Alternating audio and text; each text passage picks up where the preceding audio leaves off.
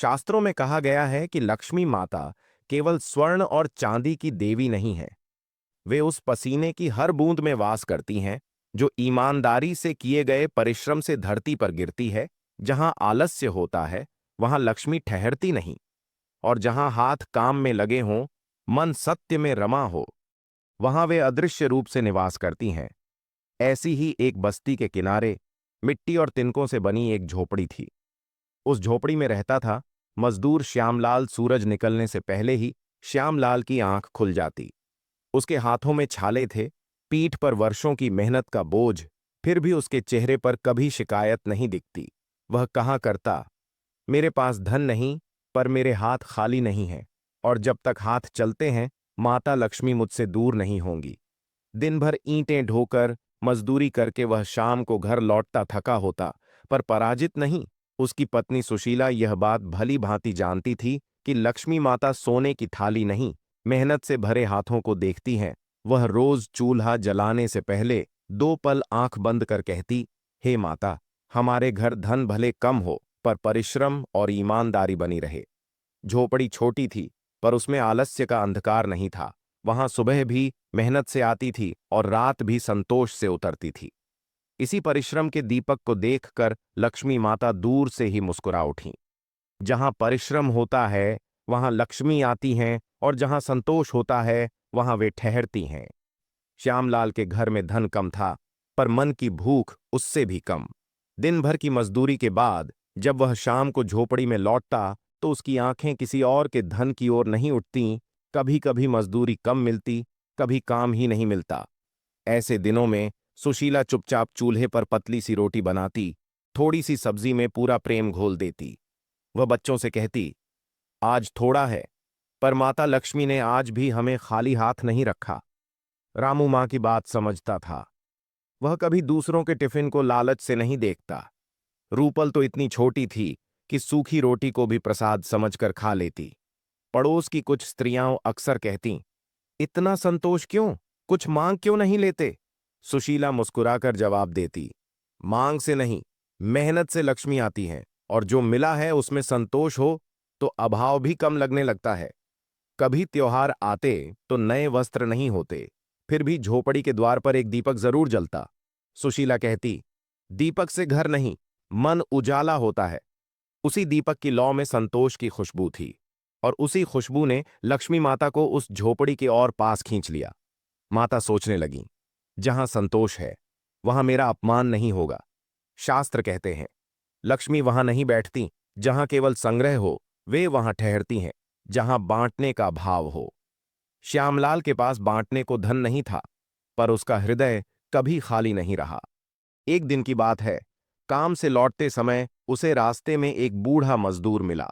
भूख से कांपता, आंखों में लाचारी। श्यामलाल की जेब में सिर्फ 2 रोटियों के पैसे थे, एक उसके लिए, एक बच्चों के लिए। क्षण भर के लिए उसका मन डगमगाया, पर तुरंत ही सुशीला के शब्द याद आए, जो बांट सकता है वही वास्तव में धनी होता है। उसने बिना कुछ कहे बूढ़े के हाथ में अपने हिस्से का भोजन रख दिया। घर पहुंचा तो सुशीला ने केवल पूछा, आज देर क्यों हुई? श्यामलाल बोला, रास्ते में एक भूखा मिला था। सुशीला ने कोई प्रश्न नहीं किया। उसने चूल्हे पर पानी ज्यादा और आटा कम डालकर सबके लिए थोड़ा थोड़ा भोजन बना दिया। रामू ने अपना निवाला रूपल की थाली में डाल दिया। रूपल मुस्कुराकर बोली, मां, आज पेट नहीं भरा, पर मन भर गया। वह कोई बड़ा दान नहीं था, कोई शंखनाद नहीं हुआ, कोई प्रशंसा नहीं मिली, पर उसी क्षण अदृश्य लोक में लक्ष्मी माता रुक गईं। उन्होंने कहा, जहां परिश्रम है, संतोष है और सेवा बिना दिखावे के होती है, वहीं मेरा स्थायी वास होता है। उसी रात झोपड़ी के द्वार पर दीपक की लौ कुछ देर तक असामान्य रूप से प्रज्वलित रही, मानो सेवा ने लक्ष्मी माता के चरण उस घर तक खींच लिए हों। शास्त्रों में स्पष्ट कहा गया है, लक्ष्मी माता शुद्ध आचरण की देवी हैं। जहां धन भले कम हो, पर विचार, वाणी और व्यवहार पवित्र हों, वहीं वे निर्भय होकर वास करती हैं। श्यामलाल के जीवन में कई बार ऐसे अवसर आए जब वह गलत मार्ग चुन सकता था।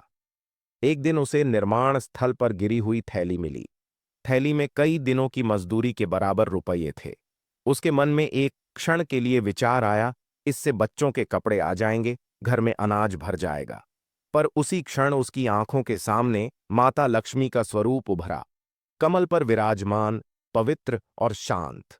उसने थैली को उठाया और ठेकेदार के पास जाकर बोला, यह मेरी नहीं है। ठेकेदार चकित रह गया। कई लोग हंसे। इतना मूर्ख कौन होता है? श्यामलाल ने शांत स्वर में कहा, मेहनत से कमाया गया कम धन भी पवित्र होता है।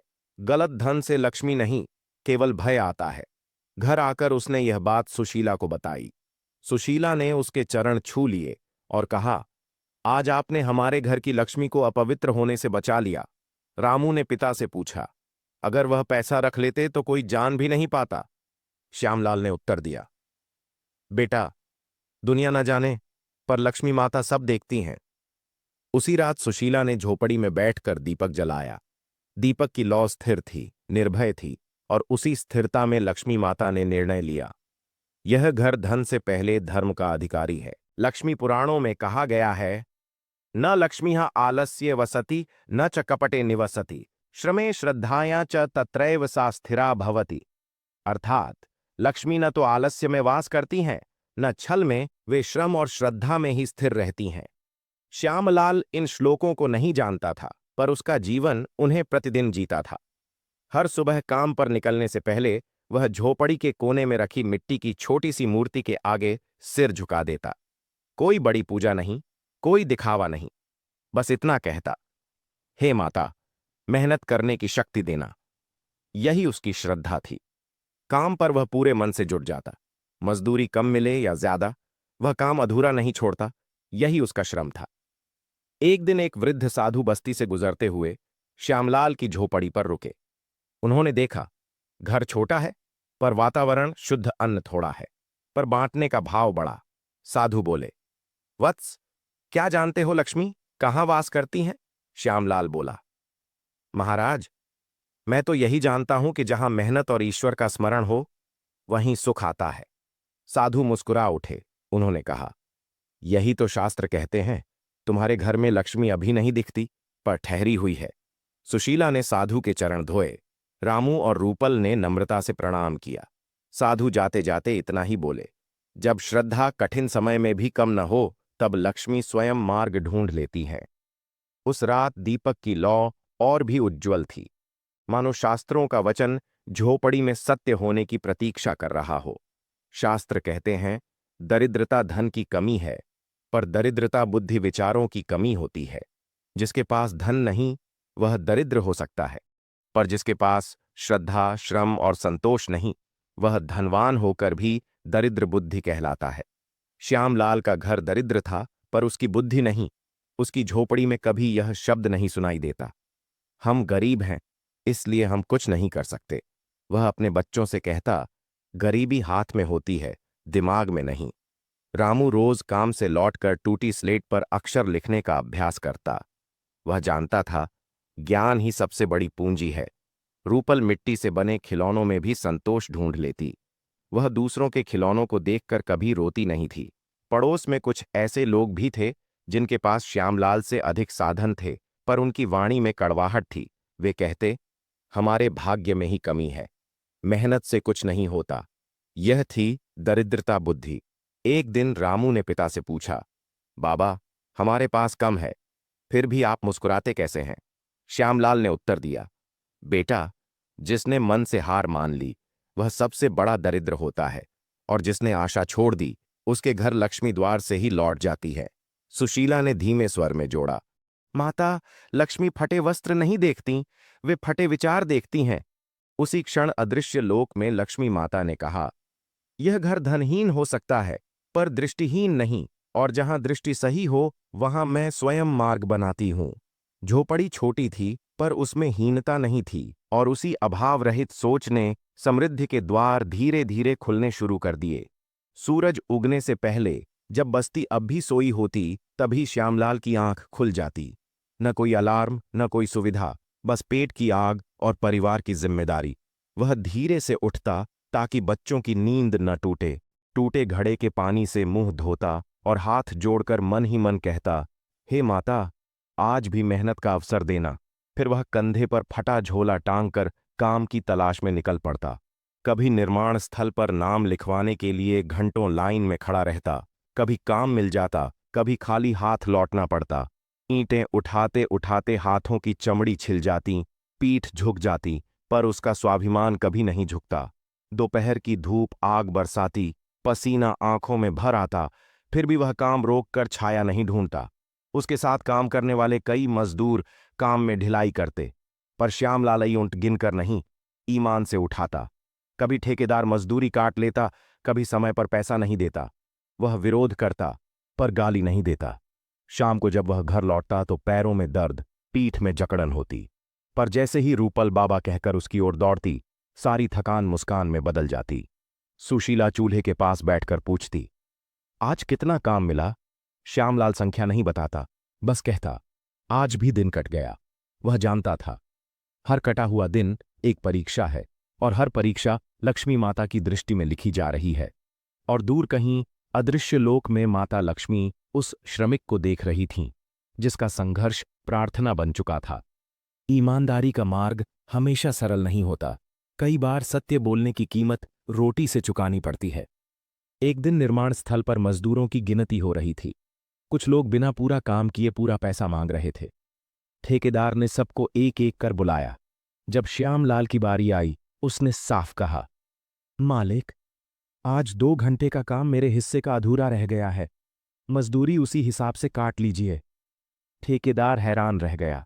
आसपास खड़े लोग फुसफुसाने लगे, पागल है क्या? यहां तो सब ज्यादा मांगते हैं। ठेकेदार ने वास्तव में उसकी मजदूरी काट ली। शाम को श्यामलाल के हाथ में कम पैसे थे। रास्ते भर उसका मन चुपचाप सोचता रहा, आज बच्चों को क्या खिलाऊंगा? घर पहुंचा तो सुशीला ने थाली सजाई। कम रोटियां थीं, पर चेहरे पर चिंता नहीं। श्यामलाल ने धीरे से कहा, आज सच बोलने का नुकसान हो गया। सुशीला ने उसकी ओर देखा और शांत स्वर में बोली, नुकसान धन का हुआ है, धर्म का नहीं रामू। यह सब सुन रहा था उसने पूछा, बाबा, अगर सच बोलने से भूखे रहना पड़े तो क्या करें? श्यामलाल ने बेटे के सिर पर हाथ रखकर कहा, बेटा, भूख एक दिन की होती है, पर झूठ की आदत पूरे जीवन की। उस रात घर में अन्न कम था, पर नींद शांत थी, और उसी शांत नींद में लक्ष्मी माता ने निर्णय की रेखा खींची। उन्होंने कहा, जो मेरा नाम लेकर नुकसान सह सकता है, वही मेरे योग्य है। झोपड़ी के बाहर हवा में हल्की सुगंध थी, मानो ईमानदारी ने भविष्य के द्वार खोल दिए हों। ईमानदारी की कीमत श्यामलाल चुका चुका था। अब परीक्षा और कठिन होने वाली थी। कुछ दिनों तक काम लगातार नहीं मिला। कभी 2 दिन, कभी 3 दिन चूल्हा ठंडा रहने लगा। एक शाम पड़ोस का एक व्यक्ति उसके पास आया। बोला, श्यामलाल, इतनी मेहनत से क्या मिलेगा? एक छोटा सा काम है, रात में माल उतारना है, कोई पूछताछ नहीं होगी, पैसे अच्छे मिलेंगे। श्यामलाल समझ गया, काम नहीं, गलत रास्ता था। उसके मन में बच्चों का चेहरा आया, रूपल की भूखी आंखें, रामू की टूटी स्लेट। एक पल के लिए उसके कदम डगमगाए, पर उसी क्षण उसने मां लक्ष्मी का स्वरूप स्मरण किया, पवित्र श्वेत कमल पर विराजमान। उसने दृढ़ स्वर में कहा, भूख से मर जाना आसान है, पर गलत से कमाना मुझसे नहीं होगा। पड़ोसी हंस पड़ा, इतनी ईमानदारी किस काम की? श्यामलाल ने शांत उत्तर दिया, इसी ईमानदारी से मैं अपने बच्चों को इंसान बना रहा हूं। घर आकर उसने सारी बात सुशीला को बता दी। सुशीला की आंखें भर आईं। वह बोली, आज हमारे घर धन नहीं आया, पर लक्ष्मी माता और पास आ गईं। उस रात श्यामलाल को नींद नहीं आई।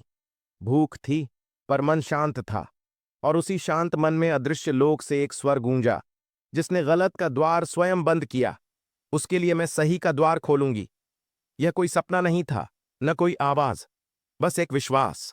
और उसी विश्वास के साथ एक सुबह जब बस्ती में मंदिर की घंटियां बज रही थीं, श्यामलाल अपने कंधे पर औजार रखे काम की ओर बढ़ रहा था।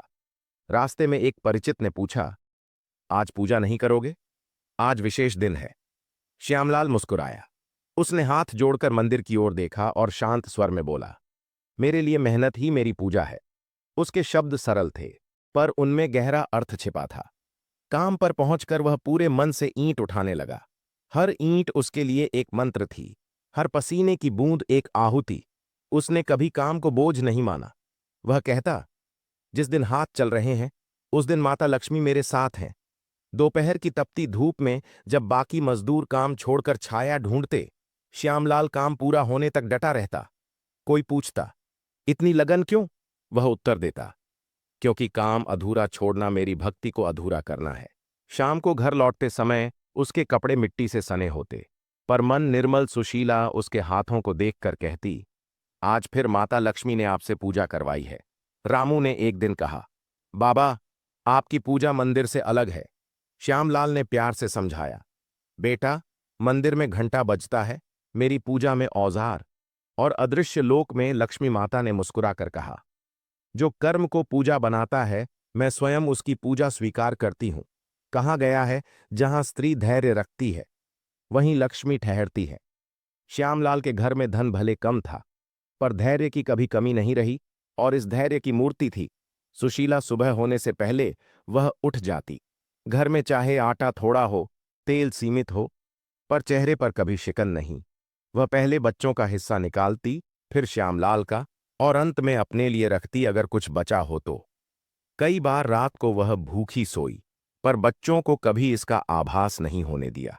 जब श्यामलाल कम मजदूरी लेकर लौटता, सुशीला कभी प्रश्न नहीं करती, इतना ही क्यों? वह बस इतना कहती, माता ने आज जितना दिया उतना स्वीकार है। कभी पड़ोस की स्त्रियां उसे ताना देतीं, इतना सहन क्यों करती हो? सुशीला शांत स्वर में उत्तर देती, सहन नहीं करती, संभालती हूं, क्योंकि घर सहने से नहीं संभालने से चलता है। त्योहार आते तो वह पुराने कपड़े धोकर नई तरह से सिल लेती। घर में दीपक जरूर जलता, भले ही मिठाई न बने, वह जानती थी लक्ष्मी माता दिखावे से नहीं, धैर्य से प्रसन्न होती हैं।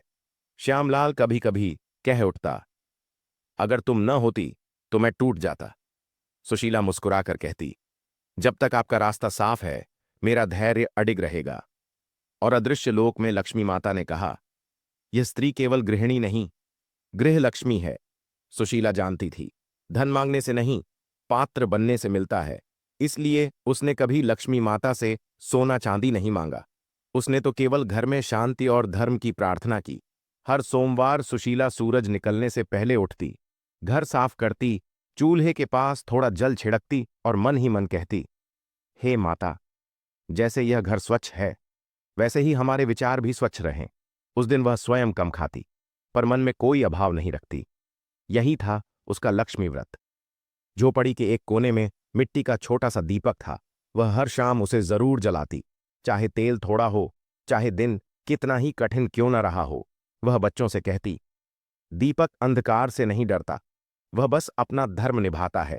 रामू दीप जलाते समय हाथ जोड़कर खड़ा रहता। रूपल दीप की लौ देखकर मुस्कुरा देती, मानो उसमें माता लक्ष्मी को देख रही हो।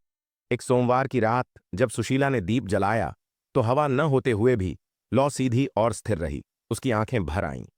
उसने मन ही मन कहा, माता, अगर आपने सुन लिया हो तो हमें गलत रास्ते से बचाए रखना। उसी क्षण झोपड़ी में एक अद्भुत शांति फैल गई। न कोई शब्द, न कोई दृश्य, बस एक अनुभूति। और अदृश्य लोक में लक्ष्मी माता ने कहा, जिसने व्रत को दिखावा नहीं, संयम बनाया, पूजा को बोझ नहीं, आस्था बनाया, उसका दीप मैं स्वयं संभालूंगी। उस रात दीपक देर तक जलता रहा, मानो यह संकेत दे रहा हो, अब केवल परीक्षा नहीं, कृपा का समय भी समीप है। लक्ष्मी माता केवल मंदिरों में नहीं रहती, वे वहां वास करती हैं जहां संस्कार जीवित रहते हैं। श्यामलाल के घर में कोई बड़ा नियम कायदा नहीं था, पर हर दिन संस्कारों से शुरू होता था। सुशीला बच्चों को सिखाती, सुबह उठते ही धरती माँ को प्रणाम करो, और दिन की शुरुआत किसी बुरे विचार से मत करो। घर में ऊंची आवाज नहीं गूंजती। यदि कभी मतभेद होता भी तो शब्दों में कड़वाहट नहीं होती। श्यामलाल कहता, जहां सम्मान है वहीं लक्ष्मी टिकती है। भोजन चाहे सादा हो, पर पहले एक कौर गाय और चींटी के लिए निकाला जाता। यह कोई परंपरा नहीं, संस्कार था। सुशीला झोपड़ी को हर रोज बुहारती। वह कहती, घर की सफाई लक्ष्मी को बुलाने के लिए नहीं, मन को साफ रखने के लिए होती है। रामू बड़ों से नजरें झुकाकर बात करता। रूपल कभी झूठ बोलना नहीं सीख पाई। घर में ईर्ष्या का प्रवेश नहीं था।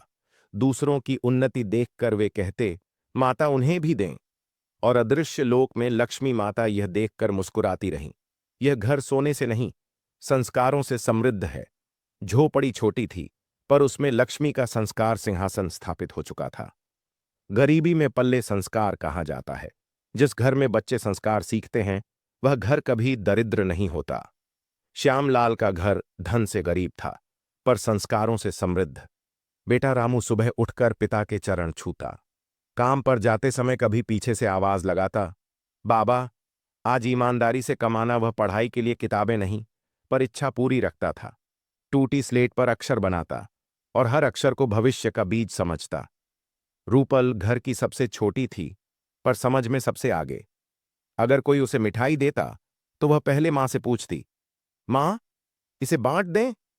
खेलने के लिए उसके पास खिलौने नहीं थे, पर कल्पना थी। मिट्टी की गुड़िया में भी वह लक्ष्मी माता को देख लेती। एक दिन बस्ती में एक गरीब स्त्री भूखी बैठी थी। रामू ने अपनी रोटी उसके हाथ में रख दी। रूपल बोली, मां, आज हम कम खाएंगे, पर माता खुश होंगी। सुशीला की आंखें भर आईं। उसने बच्चों को सीने से लगा लिया। वह बोली, आज तुम दोनों ने घर की लक्ष्मी और मजबूत कर दी। श्यामलाल ने कहा, धन हम कमा लेंगे, पर ऐसे बच्चे भाग्य से मिलते हैं। और अदृश्य लोक में लक्ष्मी माता ने अपने कमल हिला दिए। जिस घर के बच्चे संस्कारों में पले हों, उस घर को मैं स्वयं उठाती हूं। गरीबी रामू और रूपल के लिए कभी बाधा नहीं बनी, क्योंकि उनके मन में सीखने की तीव्र इच्छा थी। रामू काम से लौटकर भी थकान को एक ओर रख देता। वह पास के विद्यालय की टूटी खिड़की से अंदर झांकता। शिक्षक की आवाज जब बाहर तक आती तो रामू हर शब्द मन में बिठा लेता।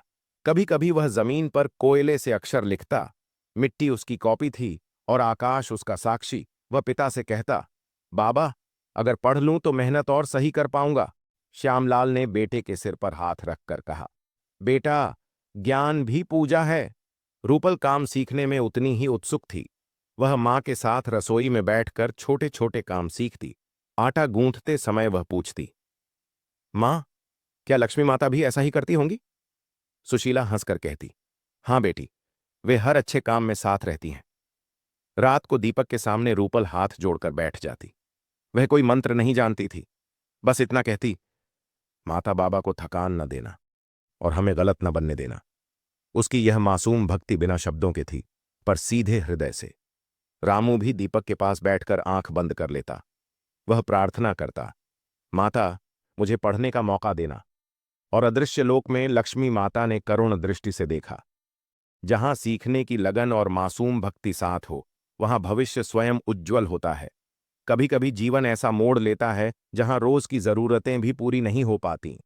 श्यामलाल के घर में ऐसे दिन आने लगे जब काम लगातार नहीं मिलता। चूल्हा हर रोज नहीं जल पाता। सुशीला आटे की मटकी बार बार देखती, पर आंखों में न निराशा न क्रोध। रामू भूख लगने पर कुछ कहता नहीं, वह पानी पीकर चुपचाप बैठ जाता। रूपल मां से पूछती, मां, आज भी माता की परीक्षा है? सुशीला उसे सीने से लगाकर कहती, हां बेटी, और हम पास होंगे। त्योहार आए। दीपावली का दिन था। बस्ती रोशनी से भरी थी, पर उनकी झोपड़ी में सिर्फ एक दीपक। न नए कपड़े, न मिठाई, न शोर।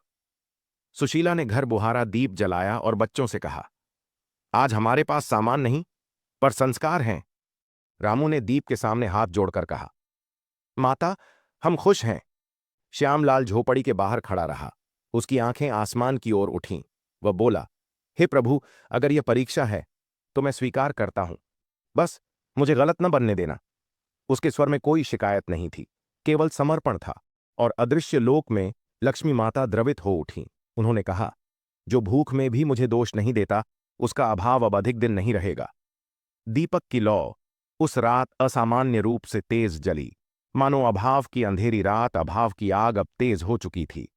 कई दिनों से श्यामलाल को पूरा काम नहीं मिला था।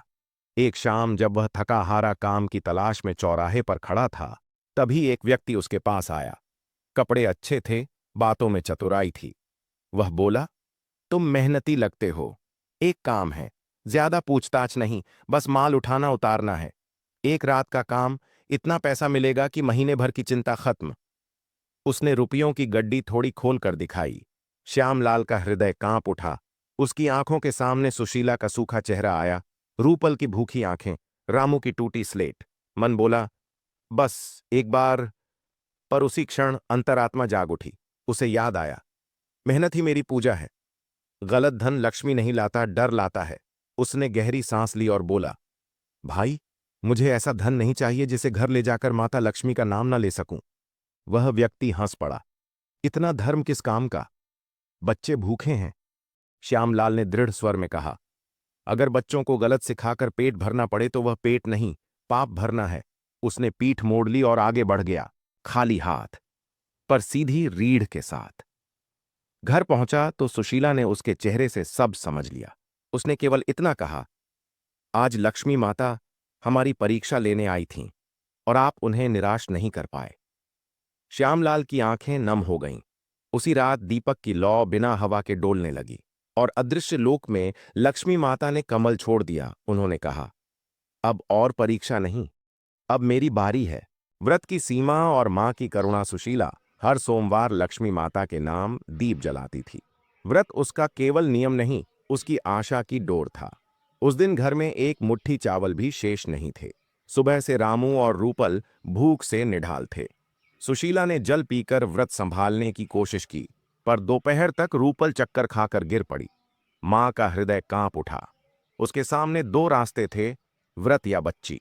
हाथ कांपते हुए उसने थोड़े से सूखे चावल उबाल दिए और रूपल को खिलाए। उसकी आंखों से आंसू गिरने लगे। वह दीप के सामने बैठी और बोली, मां, अगर यह अपराध है तो दंड मुझे देना, पर मेरी बेटी को नहीं।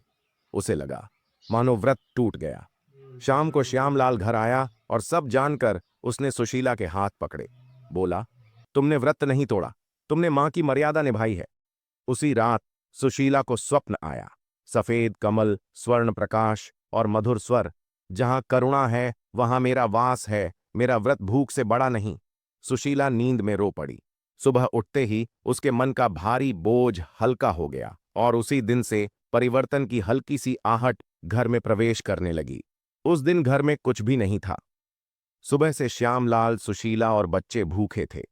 सुशीला ने पड़ोस से उधार में थोड़ा सा आटा लिया। बस 2 छोटी रोटियां बनी।